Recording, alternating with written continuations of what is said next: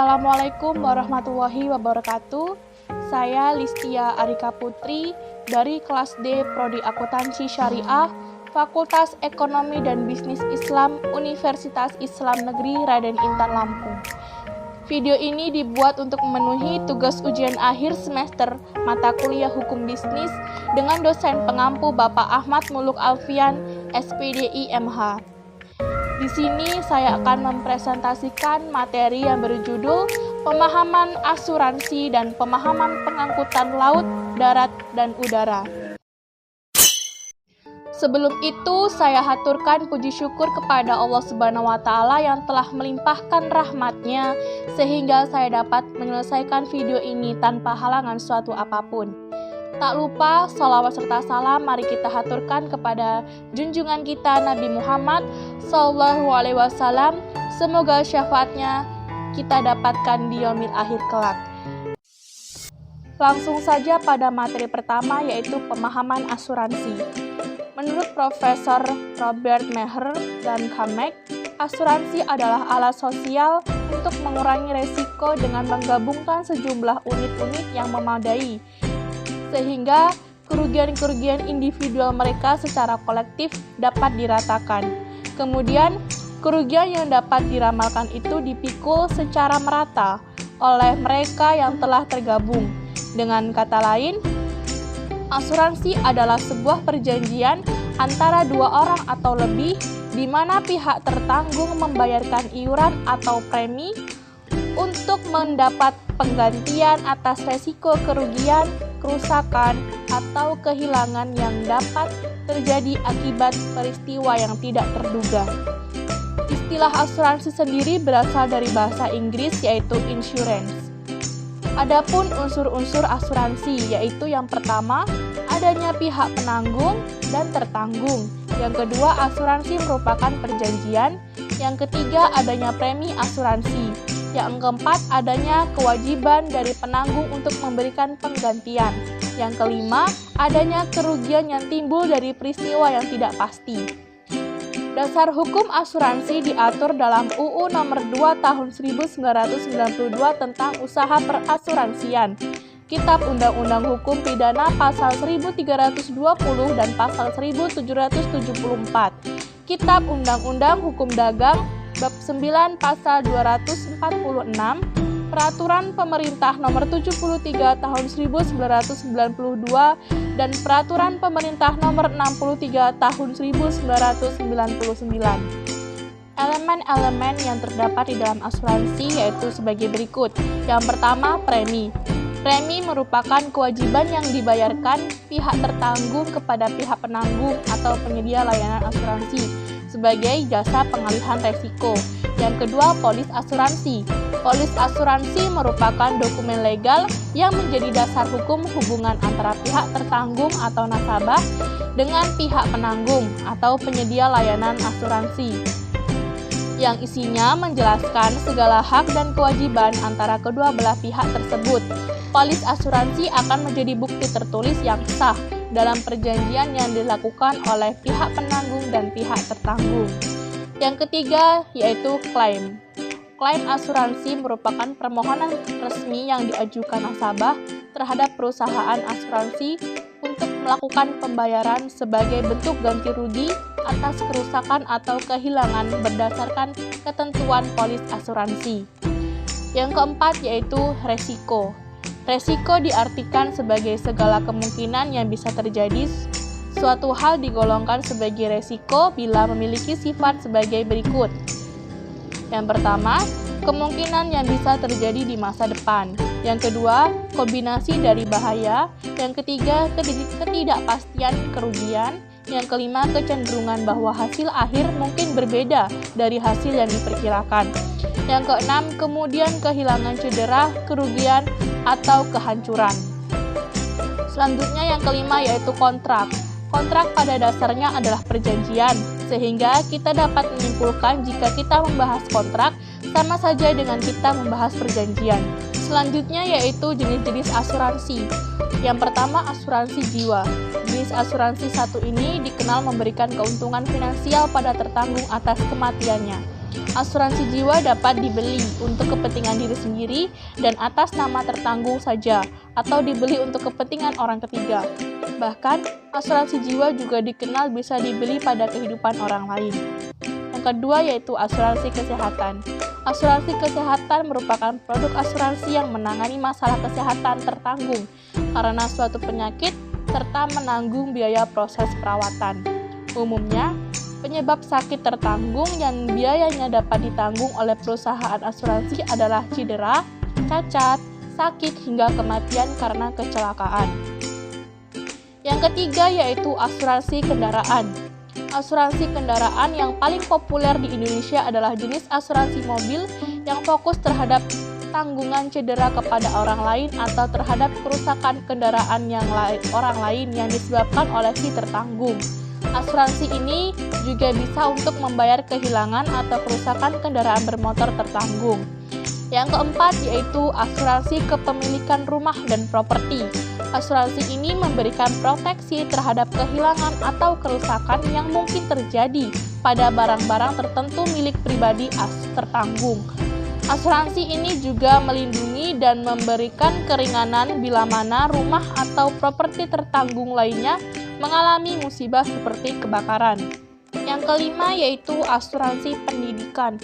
Asuransi pendidikan merupakan alternatif terbaik dan solusi menjamin kehidupan yang lebih baik, terutama pada aset pendidikan anak.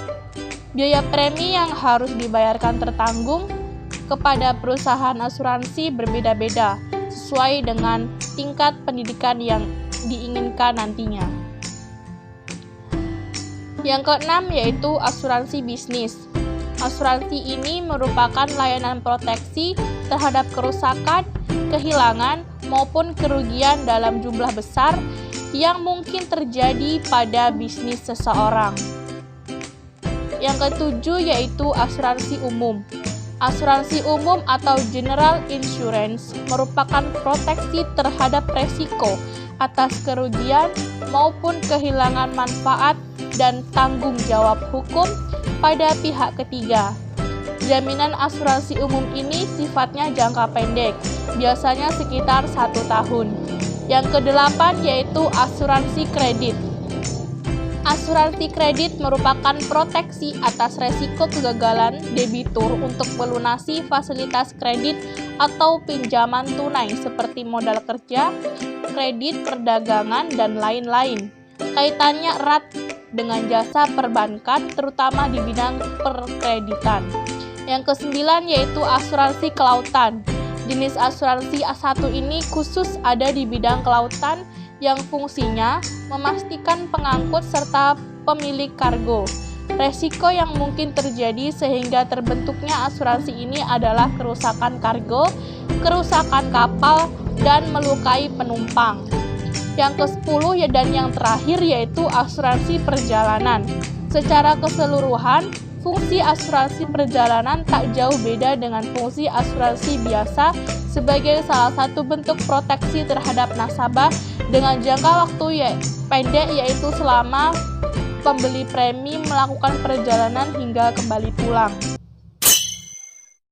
Baiklah, materi yang kedua yaitu pemahaman pengangkutan laut, darat, dan udara. Yang pertama, pengangkutan laut dan pelayaran.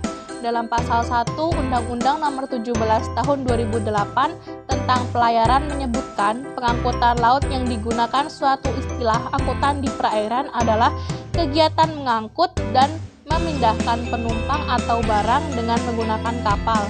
Sementara pelayaran adalah suatu kesatuan sistem yang terdiri atas angkutan di perairan, pelabuhan, keselamatan dan keamanan serta perlindungan lingkungan maritim. Dapat disimpulkan, pengangkutan laut adalah suatu usaha pelayaran dagang yang berusaha dalam bidang penyediaan jasa angkutan muatan melalui jalur laut. Tujuan dan fungsi pengangkutan laut adalah meningkatkan daya guna dan nilai baik barang maupun penumpang yang diangkut dari pelabuhan menuju ke pelabuhan tujuan. Dasar hukum pengangkutan laut yaitu yang pertama, Kitab Undang-Undang Hukum Dagang, Buku 2 Bab 5 tentang Perjanjian Charter Kapal. Yang kedua yaitu Kitab Undang-Undang Hukum Dagang, Buku 2 Bab 5A tentang pengangkutan barang-barang. Yang ketiga yaitu Kitab Undang-Undang Hukum Dagang buku 2 bab 5B tentang pengangkutan orang. Yang keempat yaitu Undang-Undang Nomor 21 Tahun 1992 tentang pelayaran dan Peraturan Pemerintah Nomor 82 Tahun 1999 tentang angkutan perairan. Pengangkutan yang kedua yaitu pengangkutan udara. Pengangkutan udara merupakan sarana transportasi yang mengangkut barang dan penumpang melalui lintas udara yang melintasi batas wilayah negara. Pengangkutan udara ini dengan menggunakan pesawat udara atau pesawat terbang. Pada dasarnya, dalam kegiatan pengangkutan udara, niaga terdapat dua pihak, yaitu pengangkut dalam hal ini adalah perusahaan atau maskapai penerbangan dan pihak pengguna jasa atau konsumen. Peraturan yang mengatur tentang pengangkutan udara diatur dalam Undang-Undang Nomor 83 Tahun 1958 dan TLN Nomor 1687 tentang penerbangan. Yang selanjutnya yaitu Undang-Undang Nomor 1 Tahun 2009 tentang penerbangan. Selanjutnya pengangkutan yang ketiga yaitu pengangkutan darat. Pengangkutan di darat adalah sebuah kegiatan ekonomi di mana sebuah perusahaan menggunakan transportasi darat untuk mengangkut penumpang atau barang. Dua bentuk utama transportasi darat adalah transportasi kereta api dan transportasi jalan seperti mobil, bus, dan sepeda motor. Biasanya pengangkutan di darat mengacu pada pengangkatan orang dan barang oleh perusahaan komersial yang disediakan dengan biaya bagi individu, bisnis, atau pemerintah untuk tujuan menguntungkan perusahaan yang menyediakan perjalanan. Sebagian besar infrastruktur yang digunakan adalah milik umum dan kendaraan cenderung dimanfaatkan karena besar dan efisien untuk memaksimalkan kapasitas dan margin keuntungan. Selanjutnya yaitu dasar hukum pengangkutan darat. Yang pertama, Surat Keputusan Menteri Perhubungan tanggal 4 Agustus 1964. Yang kedua, Surat Keputusan Menteri Perhubungan tanggal 15 April 1970. Yang ketiga, Kitab Undang-Undang Hukum Dagang buku 1 bab 5 bagian 3 pasal 91 sampai 98 tentang pengangkutan barang melalui jalan darat dan perairan darat. Selanjutnya yaitu Kitab Undang-Undang Hukum Dagang buku 2 bab 8 pasal 748 sampai dengan 754 mengenai kapal-kapal yang melalui perairan darat. Baiklah, setelah usai sudah pemaparan materi dari saya, jika ada kesalahan kata saya mohon maaf dan kepada Allah saya mohon ampun. Sekian, terima kasih. Wassalamualaikum warahmatullahi wabarakatuh.